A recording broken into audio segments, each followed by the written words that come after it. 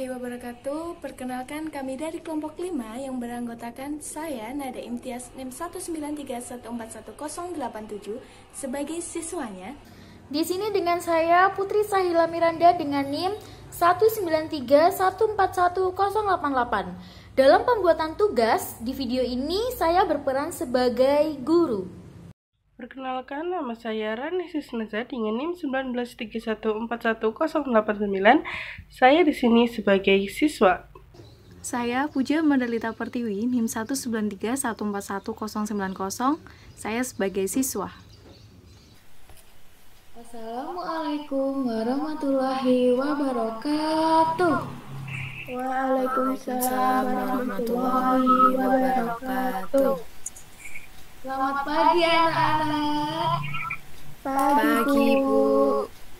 Gimana kabarnya hari ini? Alhamdulillah, luar biasa. Allahu Akbar. Yes. Alhamdulillah kalau kalian baik-baik dan pada sehat-sehat semua. Sekarang ibu absen ya. Untuk ibu absen harap untuk berkata menjawab hadir dan angkat tangan. Puja Magdalena. Hadir, Bu. Hadir, Bu. Ada Ilyas. Hadir, Bu. Rani Sisnaza. Hadir, Bu. Semua hadir ya. Sekarang untuk ketua kelasnya, Dik Rani diharapkan memimpin doa. Mari teman-teman, sebelum memulai pembelajaran kita membaca doa terlebih dahulu. Berdoa dimulai. Doa selesai. Nah, berdoa itu wajib ya bagi kita, bagi semua umat Islam untuk mengawali sebuah kegiatan atau pekerjaan.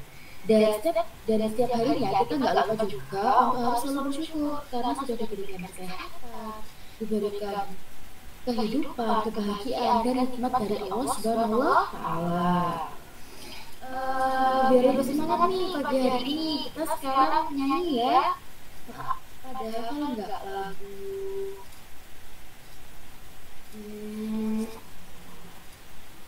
Garuda Pancasila. Hafal, Bu. Ya, ini lagu itu ya semua. Ya, Bu. Ayo maju, maju, ayo maju, maju, ayo maju, maju. Garuda Pancasila, akulah pendukung, patriot proklamasi, setia berkorban untukmu. Pancasila dasar negara, rakyat adil sentosa, pribadi bangsaku. Ayo maju, maju, ayo maju, maju, ayo maju, maju. Give applause. Udah pada hafal semua ya. Nah, ibu mau tanya nih, ini yang udah ibu bagikan. Ini buku judulnya apa sih? Panas dan perpindahannya, Bu. Ya benar, ini judulnya Panas dan Perpindahannya, yaitu buku tematik terpadu kurikulum 2013 tema 6. Kira-kira apa sih yang ada di dalam buku ini? Tentang panas, Bu. Dan perpindahannya. Ya, tentang panas, perpindahannya, kalor, kayak gitu ya isinya. Lebih tertuju pada ilmu pengetahuan alam. Sekarang kita langsung masuk ya ke pembelajaran kita. Sudah pada siap? Siap, Bu. Siap, Bu. Ibu mau tanya nih, di sini ada gambar apa? Perahu. Nelayan, Bu. Ayan, Bu. Ya, ada nelayan perahu. Nah, kalau gimana cara nelayan buat bisa sampai ke tempat? Pakai perahu, pakai kayu. Selain itu? Pakai angin. Iya benar. Jadi nelayan untuk bisa atau dapat sampai ke tengah laut yaitu menggunakan angin. Nah, nelayan yaitu menggunakan angin darat, angin yang bertiup dari darat ke laut. Dan angin laut adalah angin yang bertiup dari laut ke darat. Dan nelayan juga berangkat ke tengah laut itu pada malam hari, karena di malam hari itu lebih banyak angin daripada di siang hari.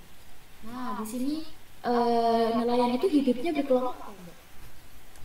Berkelompok.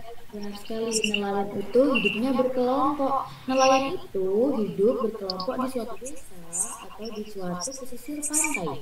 Nah, mereka hidup berkelompok karena mereka termasuk makhluk Sosial.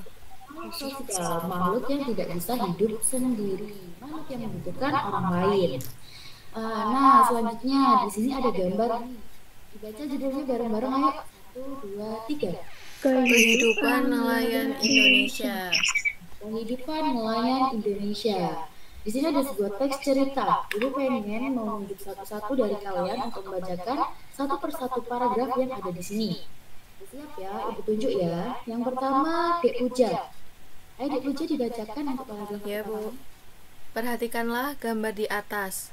Para nelayan dan pedagang ikan bertemu di sebuah tempat perlelangan ikan di salah satu tempat di Banda Aceh, Provinsi Nangro Aceh Darussalam. Tempat pelelangan ikan merupakan tempat bertemunya para pembeli ikan dan para nelayan yang telah menangkap ikan. Para pembeli di pelelangan ikan biasanya adalah para pedagang. Mereka akan menjual kembali hasil tangkapan para nelayan ini kepada para konsumennya. Nah, udah pinter, udah lancar ya bacanya. Sekarang untuk paragraf kedua, Dek Rani dibacakan. Tempat pelelangan ikan ramai setiap hari pada musim tangkap ikan. Akan tetapi, jika gelombang laut sedang besar dan cuaca buruk, tempat ini menjadi sepi. Para nelayan tidak dapat melaut sehingga mereka tidak punya hasil tangkapan yang bisa dijual. Begitulah kehidupan para nelayan. Nah, udah pinter juga, cara bacanya juga udah lancar ya. Sekarang untuk paragraf ketiga dibacakan oleh Dek Nada. Para nelayan juga harus memelihara laut tempat mereka mencari ikan. Mereka tidak menggunakan zat berbahaya seperti racun dan bom ikan yang akan memusnahkan isi laut. Mereka menggunakan peralatan sederhana seperti jala ikan biasa dan menggunakan perahu nelayan tradisional. Ketika perahu mereka telah penuh dengan muatan ikan, mereka akan kembali ke pantai untuk menjual tangkapan mereka. Mereka harus memastikan laut mereka tidak tercemar oleh zat-zat berbahaya yang dapat mengancam kehidupan biota laut dan kehidupan mereka sendiri. Nah, udah pinter juga ya, cara bacanya juga udah lancar.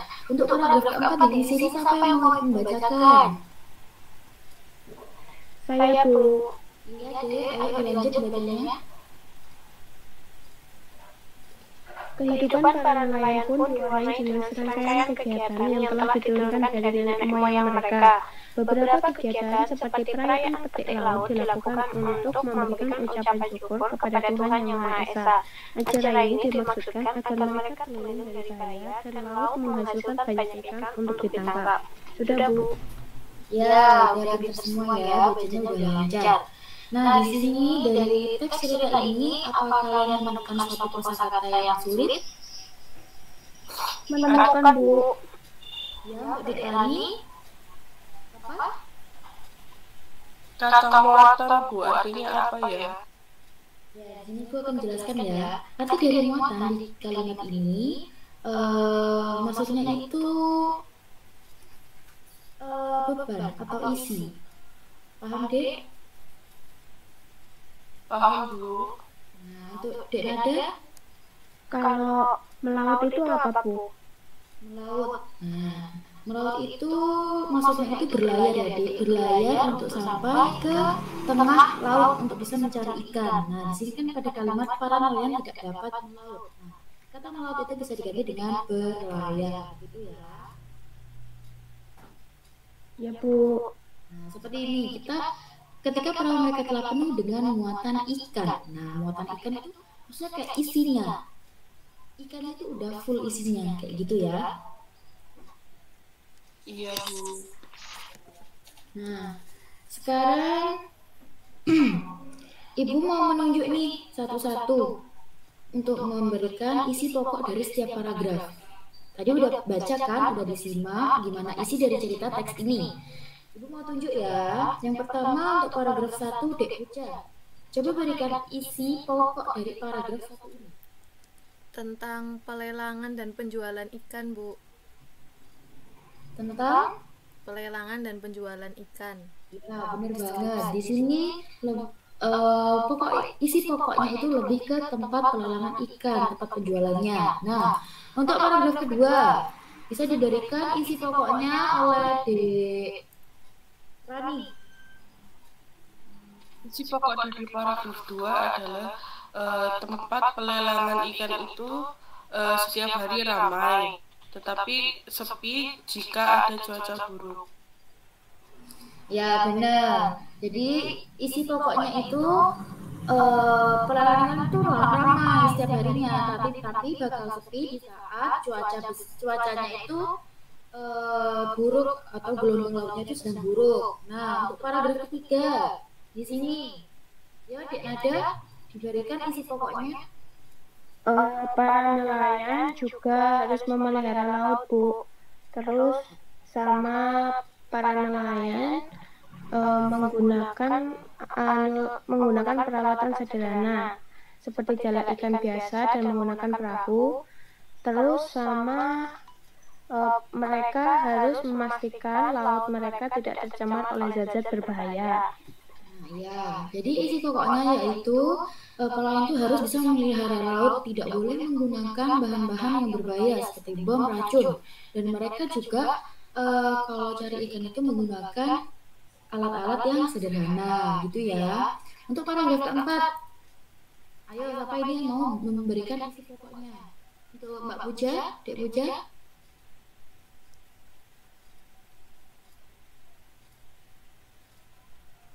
Isi pokok dari Bu. ya, ayo. Dek Nada. Kehidupan para nelayan diwarnai dengan serangkaian kegiatan yang telah diturunkan dari nenek moyangnya. Terus, jadi kehidupan nelayan itu udah serangkaian kegiatan yang diturunkan dari nenek moyangnya kayak gitu. Udah ya, udah pada paham ya di sini isi dari teks cerita di sini itu bagaimana? Sudah, Bu.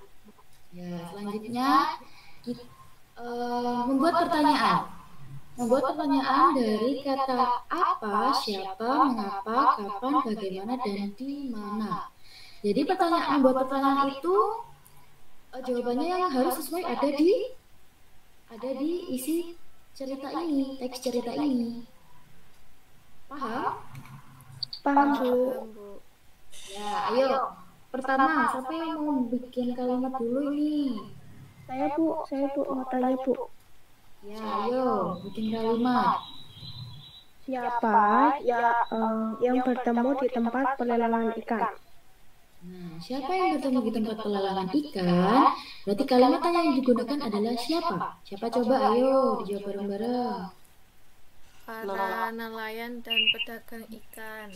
Pembeli. Banget. Nelayan dengan pedagang ikan atau pembeli. Untuk pertanyaan kedua, Mbak Puja. Di mana tempat pelelangan itu? Ya, benar. Berarti kalau kata untuk bertanya itu menggunakan di mana? Ayo dijawab bareng-bareng. Di mana tempat pelelangannya? Di Banda Aceh, Provinsi Nanggris, Aceh Darussalam, Bu. Nah, ya benar. Jawabannya di Banda Aceh, Provinsi Nanggro Aceh Darussalam. Yang terakhir, ayo Dek Rani bikin satu pertanyaan.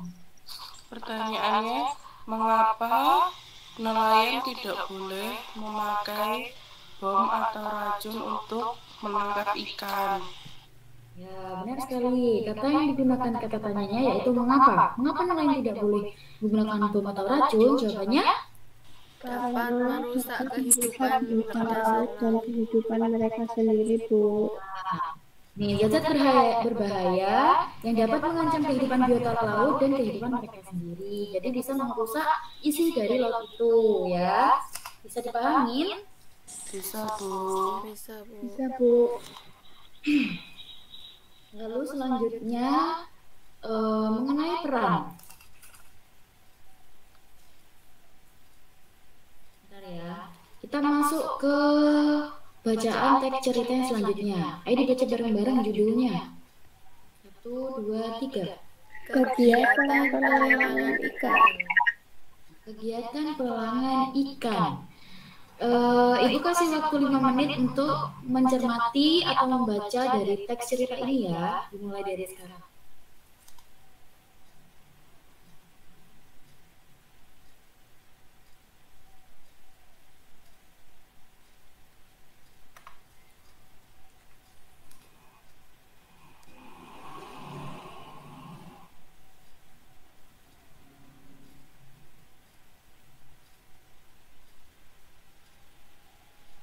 Sudah, waktunya udah habis ya.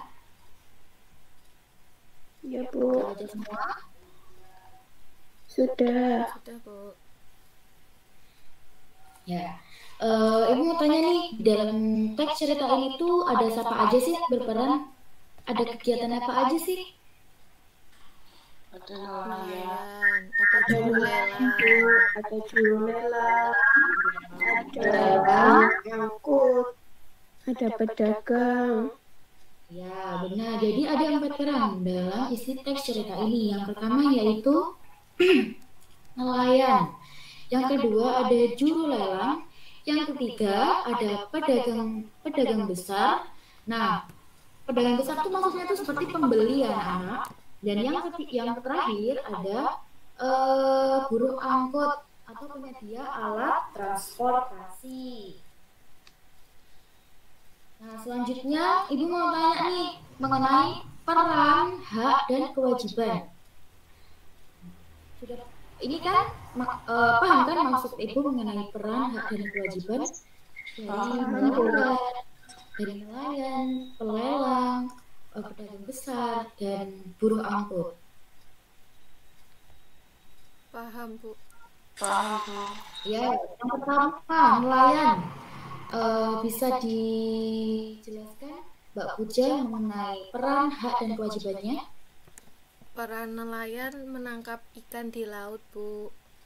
Kemudian untuk haknya mendapatkan uang dari hasil penjualan ikan.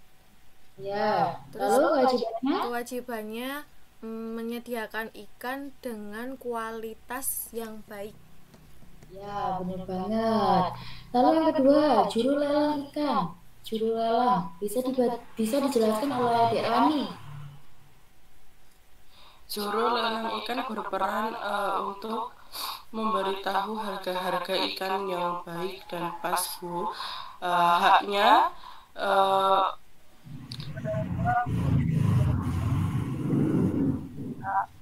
memberitahukan nominal uangnya dan kewajibannya memberitahukan kepada pelanggan harga ikan yang pas. Ya, benar banget. Yang ketiga, pembeli atau pedagang besar. Peran, hak, dan kewajibannya bisa dibacakan atau dijelaskan oleh Dek Nada.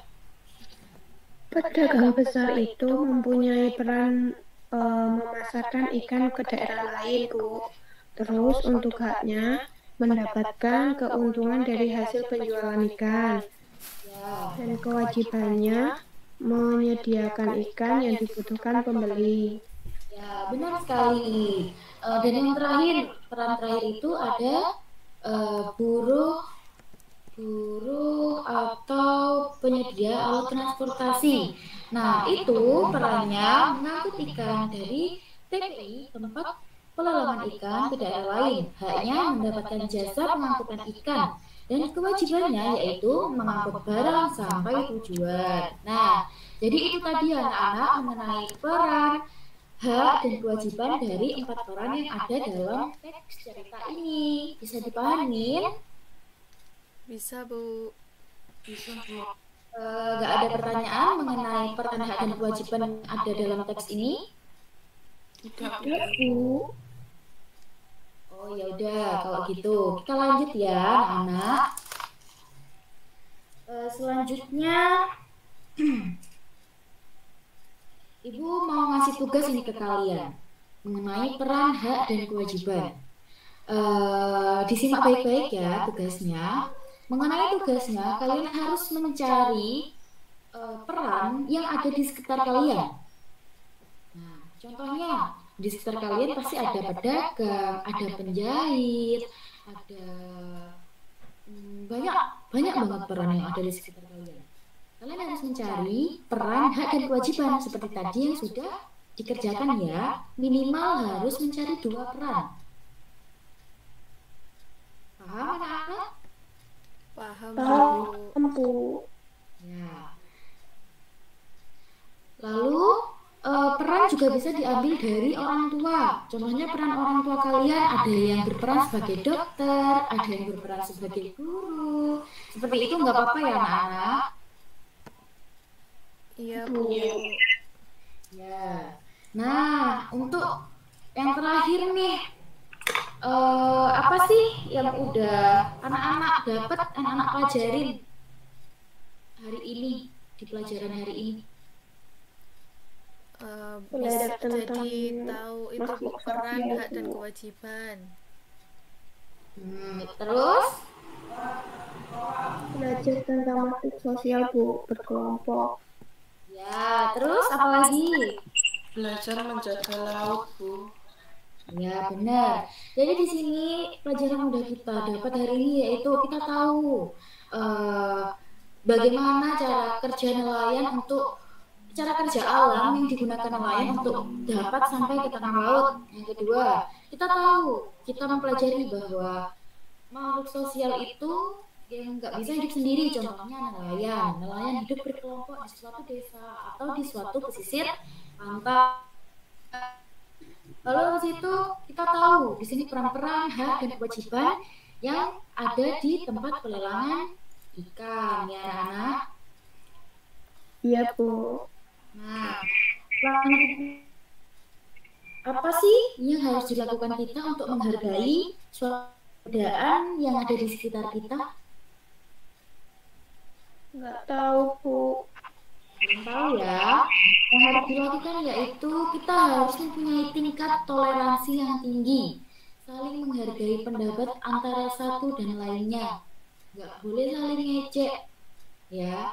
Adanya pendapat itu sudah wajar. Nah, jadi itu kalau ada pendapat yang lain, ada perbedaan yang lain, nah itu nggak boleh saling diejek, nggak boleh dijelek-jelekan. Jadi kita harus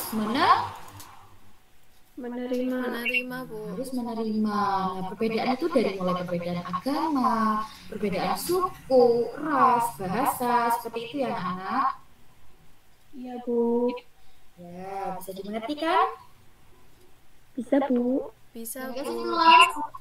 kesimpulan untuk pelajaran hari ini yaitu nelayan itu pergi ke tengah laut menggunakan angin darat. Lalu sebagai nelayan itu nggak boleh menggunakan peralatan yang berbahaya untuk menangkap ikan seperti apa? Bom dan Racun. agar biota yang ada di dalam laut tidak mati.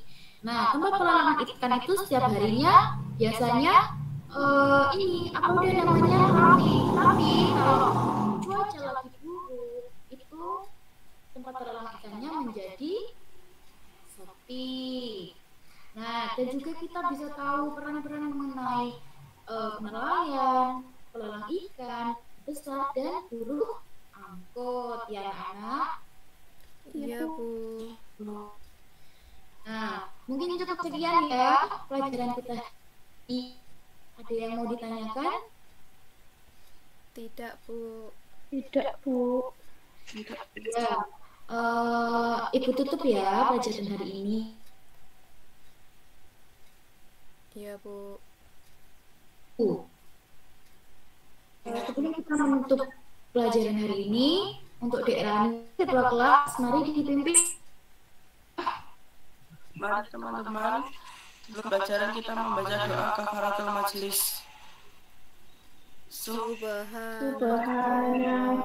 Allahumma wa bihamdika asyhadu an la ilaha illa anta astaghfiruka Astaghfiruka wa atubu Alhamdulillahi wa Alhamdulillahirrahmanirrahim. Ibu tutup ya, terima kasih.